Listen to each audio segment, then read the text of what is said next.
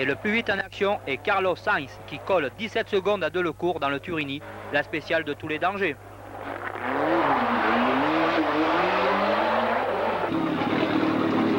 C'est passé, François. 18,56. Hein 18,56. Comment ça a été, François? Très bien.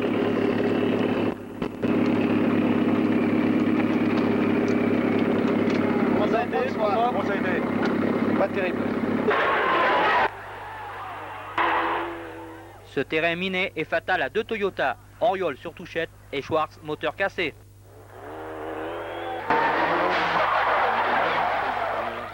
Mäkinen signe le troisième temps devant Kankkunen qui se retrouve le seul représentant Toyota.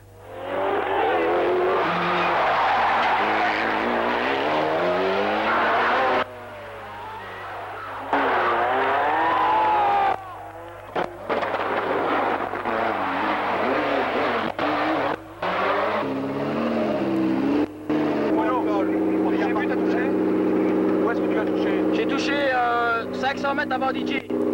Sur le verglas, je me suis fait piéger, j'ai tapé un mur, mais on a un problème avec le turbo, il ne charge pas. Didier, tu l'as vu? Didier, tu l'as vu? DJ, je l'ai vu, il est arrêté, la roue est avant gauche, est arrachée. Merci, Bruno.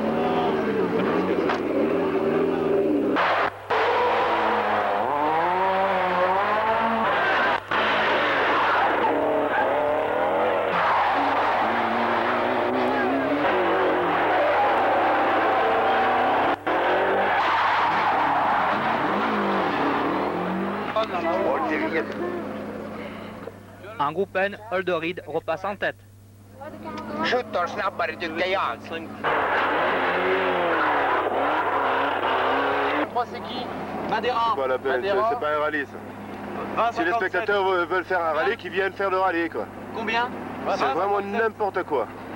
C'était une patinoire, bon, bref. Si je n'ai jamais fait le Turini, c'est vrai, on m'a dit partez en clou, j'ai dit mais vous êtes fous, la route est sèche. C'était une route tout enneigée, toute la montée. Une fois de plus, le comportement stupide des spectateurs aura raison de certains pilotes. En effet, Dumas se fait piéger dans la montée et sort de la route, tout comme Grimaud.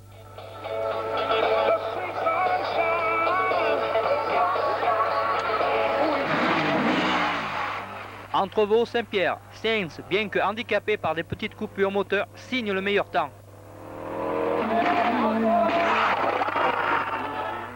Delecourt parcourt l'épreuve avec l'amortisseur avant gauche cassé. Bilan, plus d'une minute de perdu.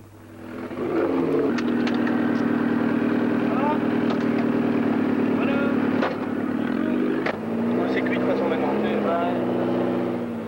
La cause semble entendue. En revanche, rien n'est joué pour la troisième place. Mäkinen, retardé plus que 2 roues motrices sur sa Mitsubishi, se voit menacé par Kankkunen.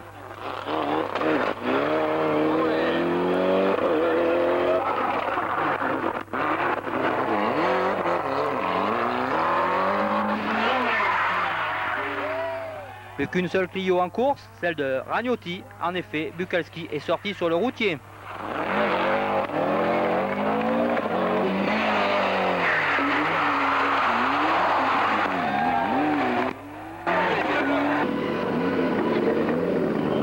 Passer là-dedans en slick taillé, je dois dire que c'était vraiment dur. Hein.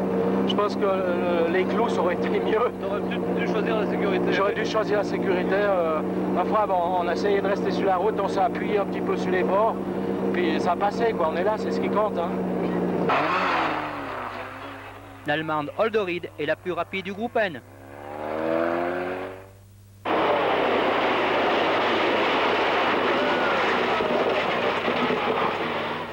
En signant le dernier scratch du rallye, Kankkunen souffle la troisième place au pauvre Mäkinen.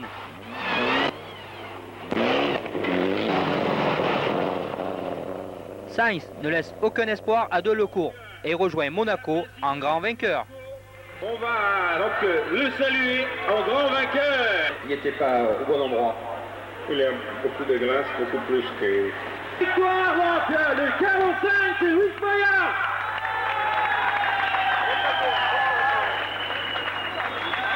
Deuxième victoire donc.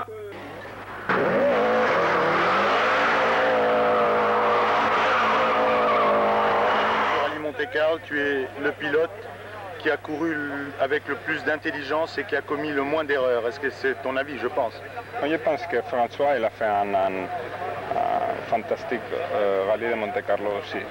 Il a eu un problème mécanique aujourd'hui. Je pense qu'il a fait aussi une fantastique course.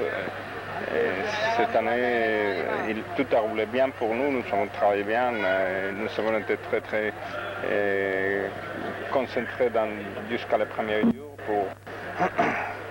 pour arriver ici. Thierry échoue à la 5e place derrière l'infortuné Mäkinen. Course peu convaincante pour Raghini qui pointe en 6e position alors que Ragnotti ramène la seule Clio restante en course à la 7e place. Bien revenu à la 8e place, Liatti apporte des points précieux à Subaru pour le championnat du monde.